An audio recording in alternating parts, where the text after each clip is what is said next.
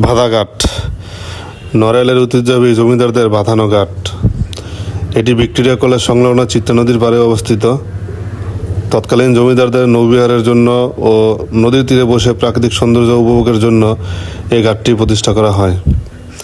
Greek স্থাপত্য রীতিতে Doric কলামের উপর এই ছাউনিটি নির্মিত। বাধাঘাট আর সুলতান মঞ্চ একবারে পাশাপাশি হওয়ার কারণে এই জায়গাটা সবসময় জমজমাট থাকে। বিকালে, বিশেষ করে প্রতিদিন বিকালে এখানে অনেক দর্শনার্থী আসে এটা দেখার জন্য, এখানের প্রাকৃতিক সৌন্দর্য উপভোগ করার জন্য।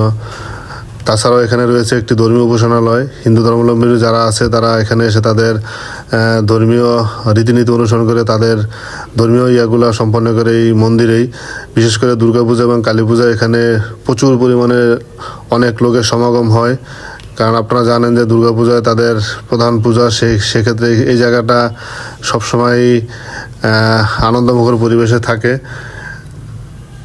আর জায়গাটা এমনি দেখতে অত্যন্ত চমৎকার একটা জায়গা, আপনারা দেখেই বুঝতেছেন। এখন একবারে সকালবেলা আসছি তাই লোকজন নাই, তবে বিকালে হলেই এই জায়গাটা একবারে অন্যরকম একটা পরিবেশ সৃষ্টি হয়।